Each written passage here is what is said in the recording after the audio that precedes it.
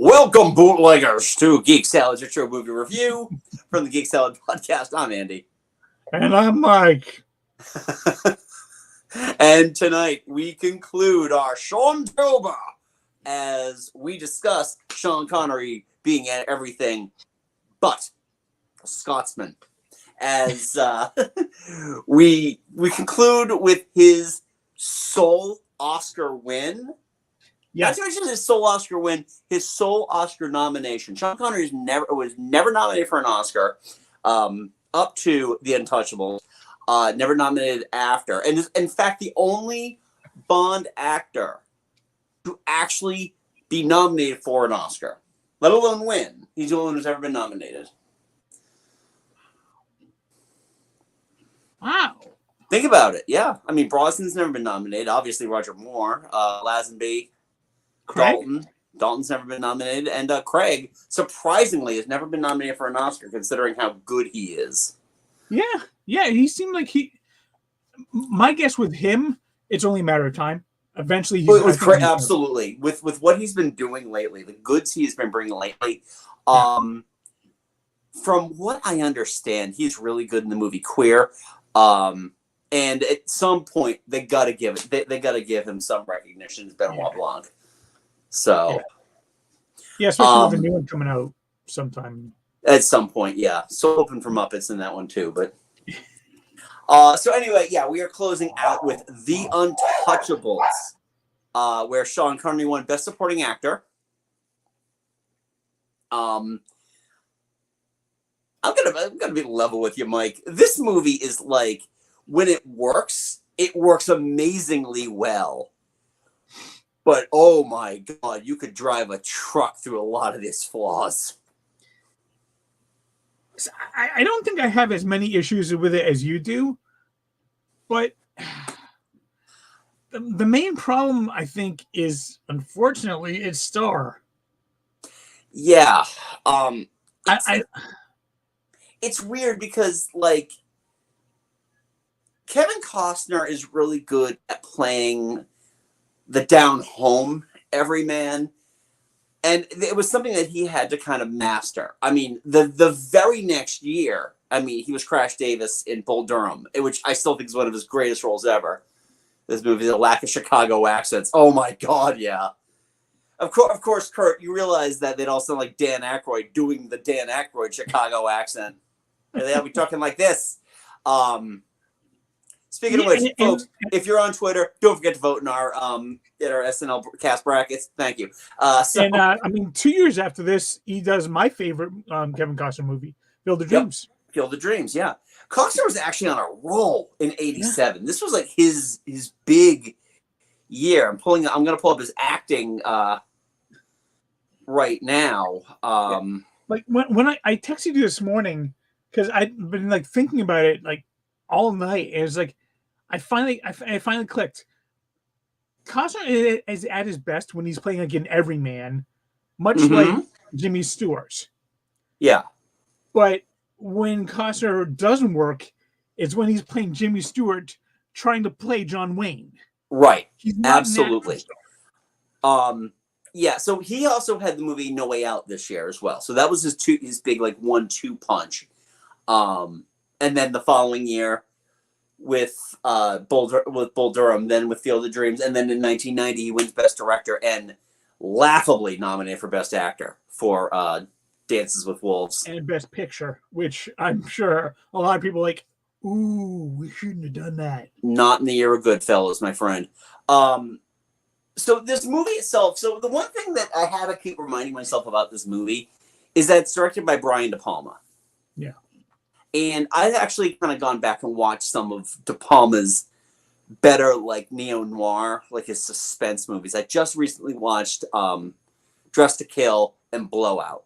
Both excellent movies. Both excellent, well-filmed suspense movies. And you can kind of see that in certain points in this movie, there's an auteur's hand involved in this movie. But there are also times, too, where I feel like they ran out of money. It's like this movie goes from looking slick and sheen with amazing set dressings and Georgia Oh, Ennio Morricone's music. Yeah. You've got all of that going on, and then all of a sudden, everybody decided to take a coffee break and let their secretaries do the work for them, because there are scenes in the Morricone score where it's great. The theme to the Untouchables is great, and then they cut to the Ness household, and I'm like, oh God, what is this? What is this schmaltzy music? Yeah, they keep trying to like force these emotional moments, and none of them work. The weird thing is, I think it's like De Palma's trying to make a genre pick. He's trying to make a genre pick, which all power to him. But when I mean that none of the emotional moments might work, I mean like between Elliot Ness and his wife. Mm-hmm. It's like they have no chemistry. Oh no, which is interesting too, because his wife is played by Patricia Clarkson. Yeah. So it's like, oh, you had a really good actress to play his wife.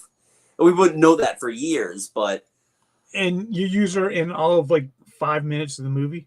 Use it in 5 minutes of the movie, and really all it is just like that thing for Ness to be like, well, my family's in danger. He only has and keep in mind, this is a very fictionalized version of Elliot Ness. The only reason his family exists in the first place is to put them in danger, and then to remove them from danger. In fact, I looked it up afterwards. Ness himself died almost penniless in the 50s. Yeah. And his son, who was adopted, they never had any biological children. He had one adopted son who died when he was 30 from leukemia. Yeah. Not a good life to this guy. No. And honestly, he's not even the one that took Capone down. He hindered Capone's operations. Right. But it was an entirely different fraud that did the tax evasion. Right, exactly. And it's entirely true that what brought Capone down was his taxes. Yeah. And that's the thing too, is that Charles Martin Smith really is so good in this movie for, it's almost a thankless role. Yeah. But every time he's on screen, he's a lot of fun to watch. And he's one of the few people who actually has a character arc in this one. Yeah. For the half of the movie that he's in. Yeah. He loves getting in the thick of danger. I mean, obviously he didn't think it was going to get him killed, which it did. But he's really good. There's a lot of great, like, the way he gets excited about all this tax stuff, and he's going to bother everybody with it. One thing I will say though, this movie, and I texted you this while I was watching it last night, has great pacing. I mean, I was like paused it, and I was like, oh, an hour of the movie's already gone. Yeah, the movie is 2.5 hours long, and 2 hours. It just It's only 2. It's only 2. Yeah, hour 59. All right, I feel like that's wrong, because I remember this movie being longer when I looked up the timing for it. I'm pulling up the runtime. All right, you can go ahead. I know I'm right. Production, official site, runtime. God damn it, what the hell is it? Oh, yeah, you're right. It is only an hour 59 minutes. That's weird, because it felt long. I remember seeing a longer timer when I watched it on Pluto. So, yeah. Thank you, Kurt. I have to screenshot that now.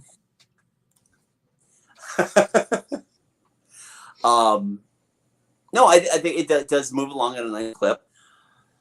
I mean, De Niro is just adding to his girth with every scene that he eats in this movie. I mean, this is back when he was putting on the weight, and I guess he had to jump into the role a little too fast, so he wasn't able to put the weight on like he did like for latter day Jake LaMotta. Mm-hmm. But so there was a lot of padding in the suit and everything. But I thought he looked good. I mean, it's your typical De Niro in the '80s role. Yeah, it's like De Niro was on screen as Capone. It was like, wow, he's really good, and then he vanishes. Like, okay.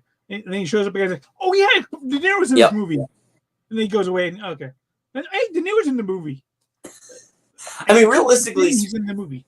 Yeah. Wait, now what's interesting is when I saw this that Capone's nickname was Scarface. Yeah. Brian De Palma also directed a movie called Scarface, not about Al Capone. No. Which was a remake of a movie that was kind of inspired by Capone. Lawrence Tierney. Yep. Yeah.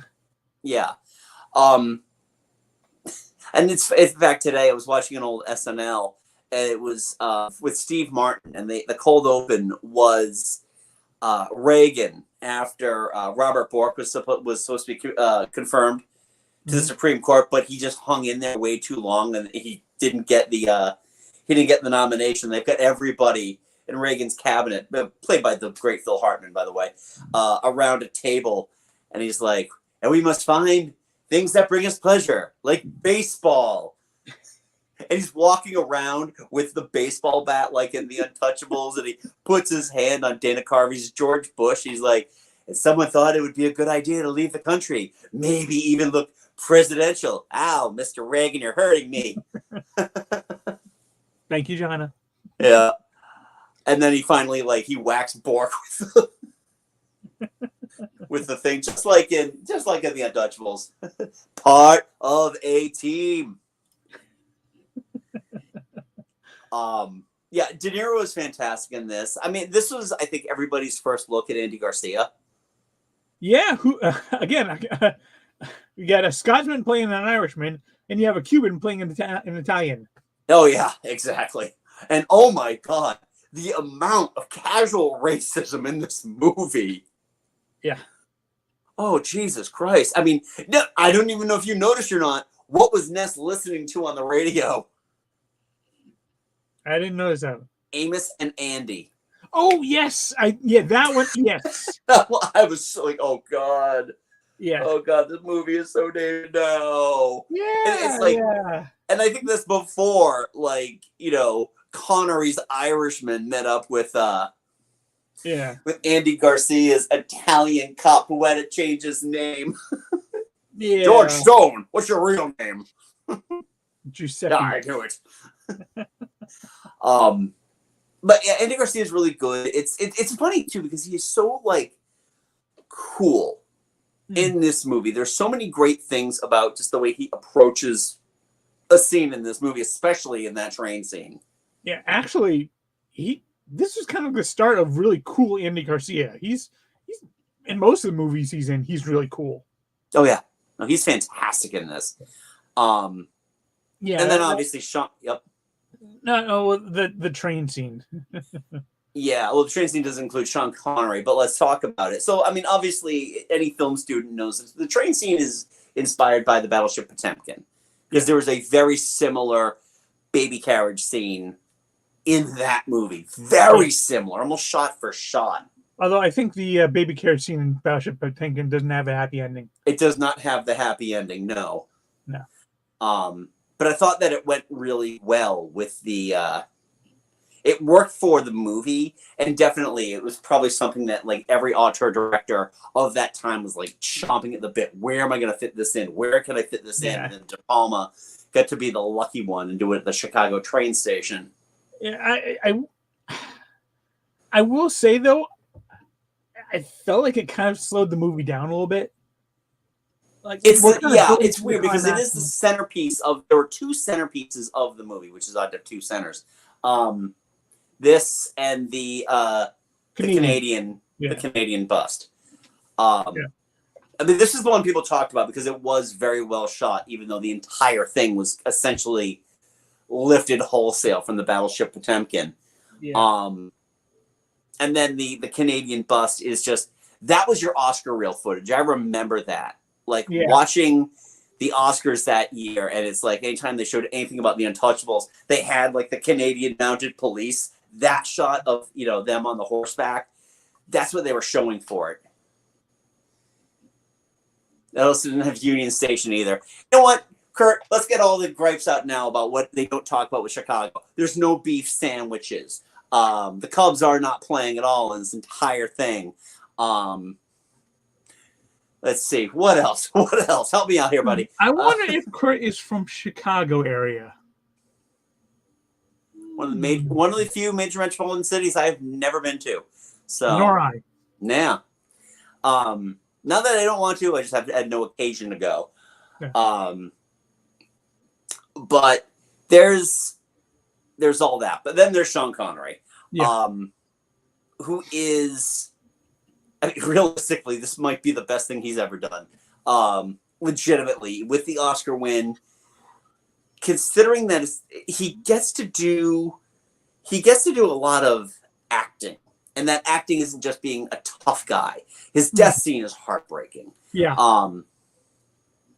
But also seeing like how he thinks about, you know, everything he does. He keeps a lot of things internally.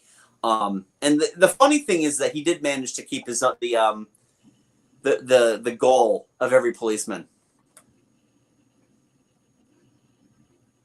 Make it home. Let's see. Yes. He died in his home. Yeah. Yeah. Yeah. Probably not. Yeah. Probably not the way he wanted to go out, but you know, I'm sure he didn't. But he was also drinking too, which, by the way, was against the law back in that time. Yeah, and you know, having that being having Il Pagliaccio, that famous Italian opera. Pagliacci. Yeah, having that being played over that was right. That was straight on our sort of filmmaking right there. Oh yeah, that was absolutely, that's The Godfather right there. I mean, that's where it was when it was in Chicago last month. On my scene. Because that's exactly what anybody should do. Write an address down on something that you're going to hold on to later on. Yeah. There was a lot of Deus Ex Machina moments in this. Oh my God. So much. This thing just seemed to come like, oh yeah. And you know, he just happened. And I found the list on it, on his body, his completely broken, bloody body. List is completely clean and folded nicely. Exactly. How nice. It's on the, it's you know, it was in the pocket of his nice white suit. And it had every single one of their names along with how much they were paid. I got to tell you, and I do not mean to disrespect the dead here, but Billy Drago is terrible in this movie as Frank Nitti. I mean, they've always characterized Nitti as just being like this, just monster, this unstoppable killing machine. Part of it is I think you don't see enough of him to really make that happen. Most of his lines sound like they were 80-yard in, and that fall is one of the clumsiest looking, like, close-up fall shots. Considering a year later, you get the best falling from a great height shot of all time in Die Hard. Mm-hmm. To do this, where it literally looks like he's just sitting on like an angled table, just swirl your arms around, Billy. You'll be fine. Still better than both RoboCop and the Puma Man. Okay, well, yeah, that you got me there, but hey, RoboCop was the same year.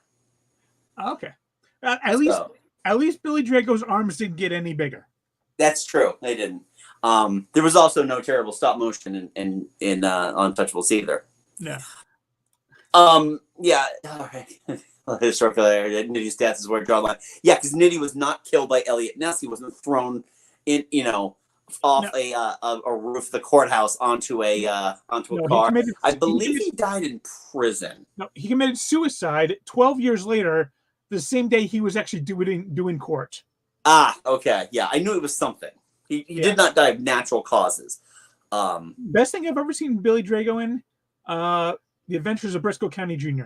Oh, jeez. Wow. I know. How old of a reference is that? That's deep. Yeah.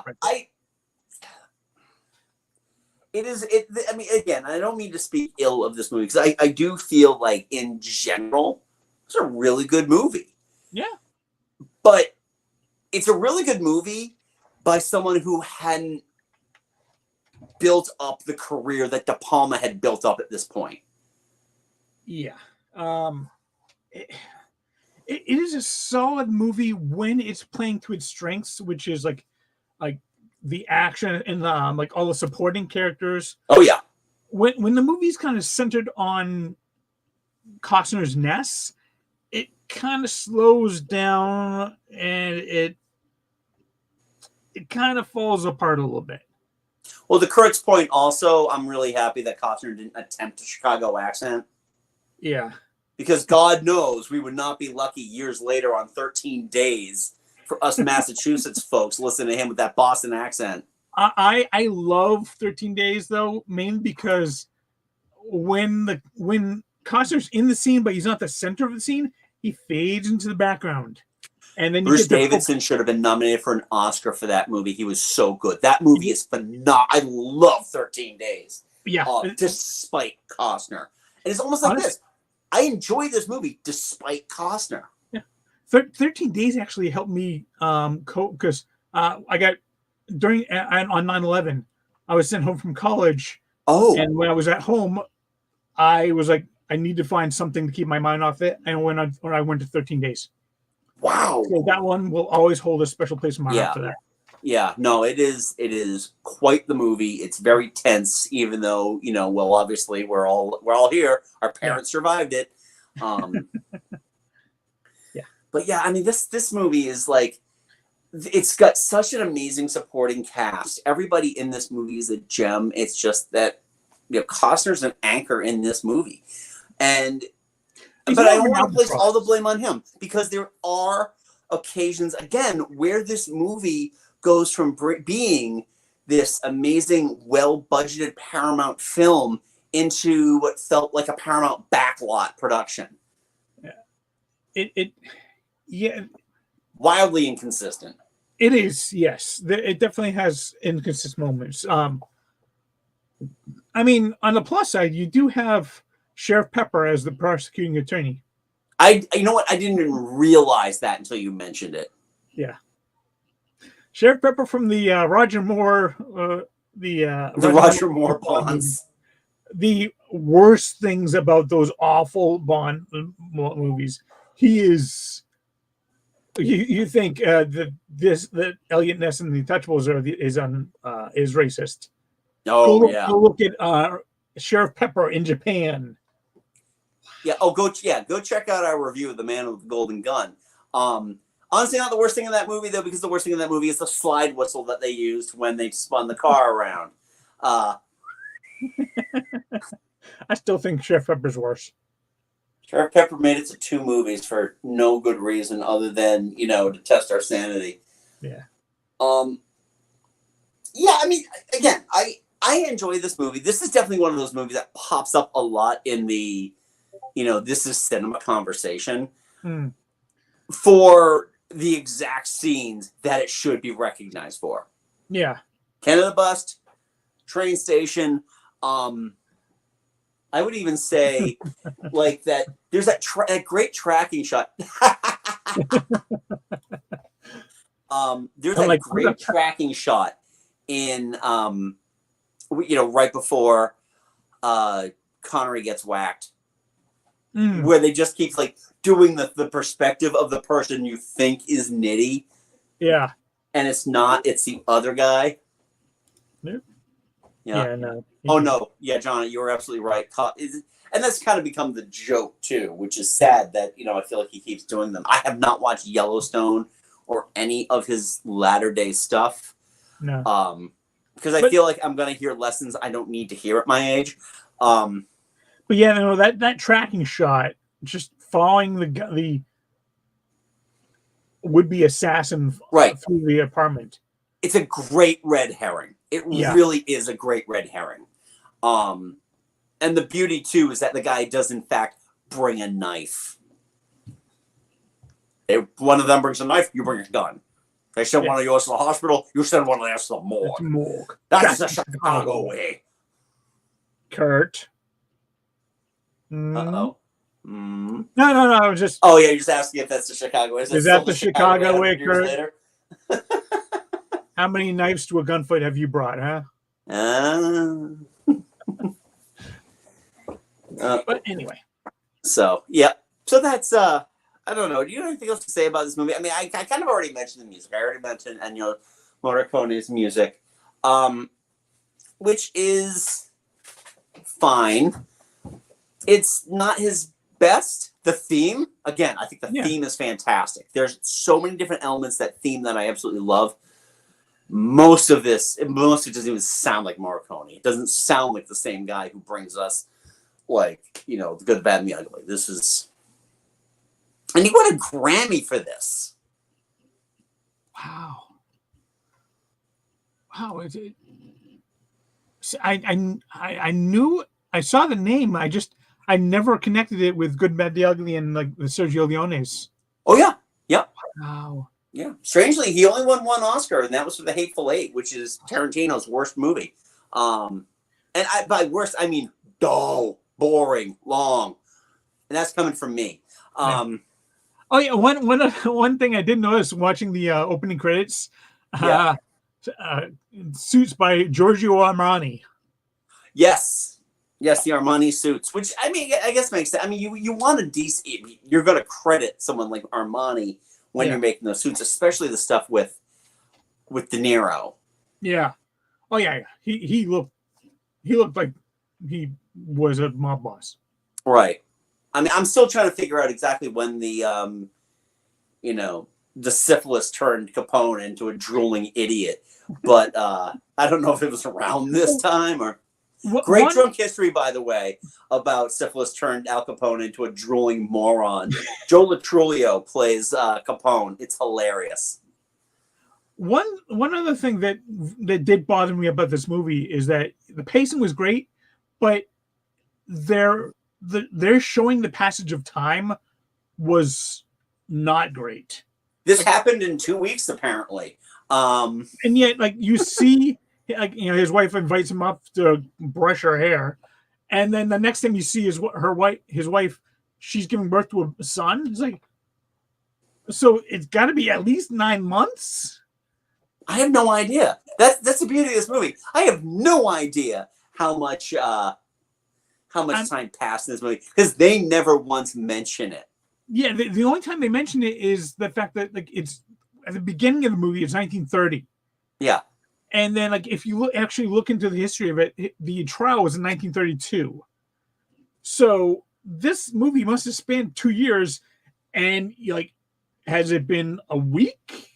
Maybe a week and a half? You can't tell. No, exactly. Especially as I mean, they're building the case against Capone. They get the, they're going to drop all the charges against Capone. Unless they have him dead to rights on. So it's just, it's very confusing. Yeah. Yeah. So, yeah, a lot of the nuts and bolts in the movie don't quite work as well as the other stuff does. No. Again, not going to detract from this movie.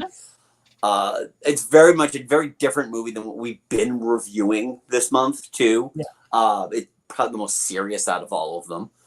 Hunt for October. Oh, yeah. I mean, but Hunt for October actually had a little bit of levity. In parts. It is a very different movie. It's differently paced. It has a completely different feel. Yeah. And McTiernan is a very different director than De Palma. I think I like Connery more as in Red October than I do in here. I do too.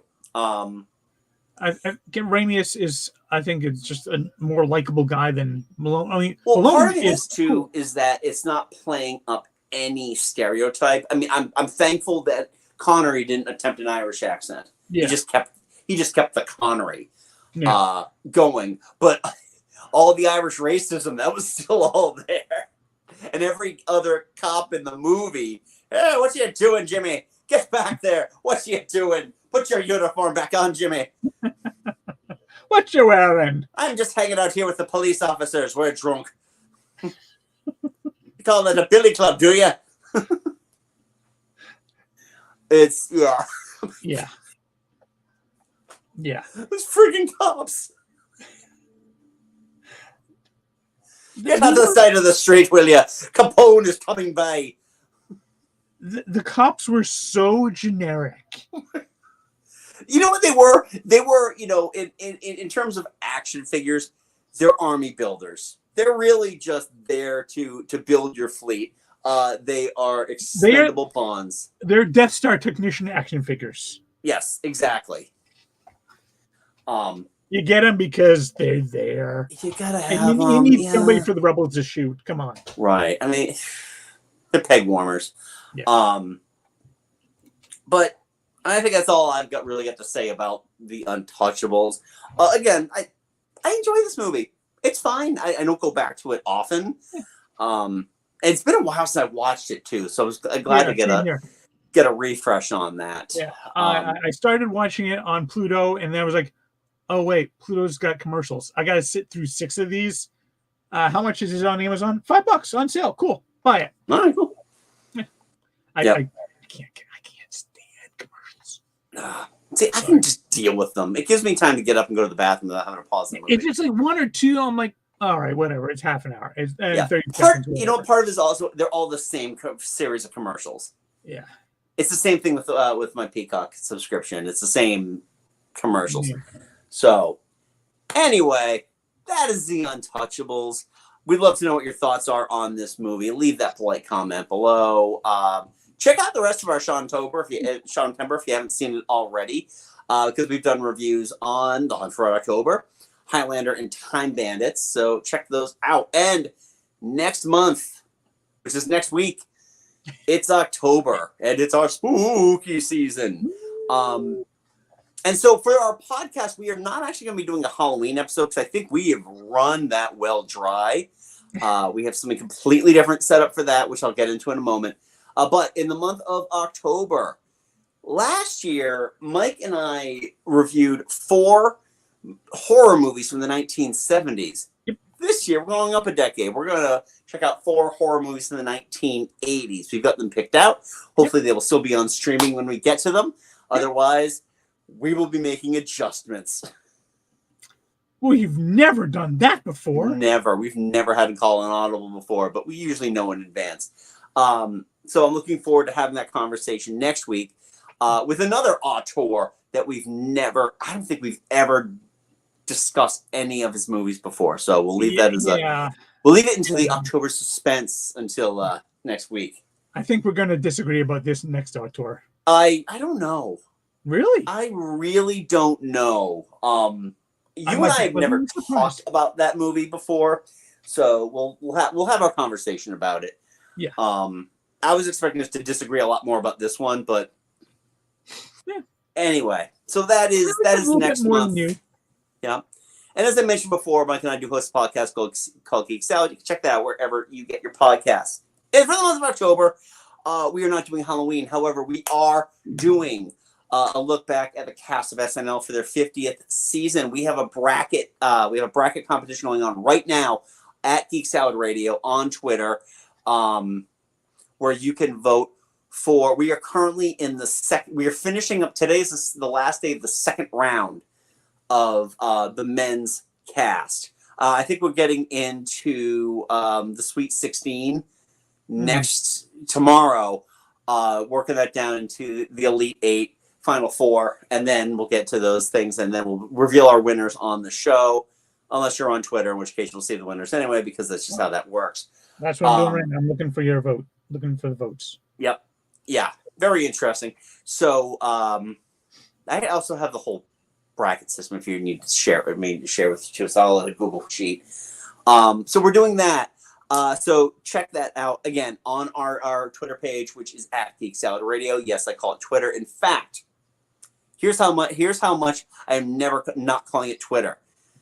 When I have to go into a web browser to go to Twitter, I actually type TWI and let it guide me. Take that.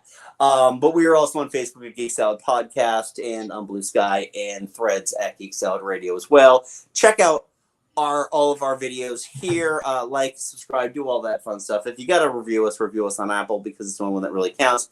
5 stars, and then you can just cite your grievances in the comments, because that's fine. We can do that. So I think that's about it. So Anyway, until next time, I'm Andy. I'm Mike. Go forth and be nerdful. We'll talk to you later.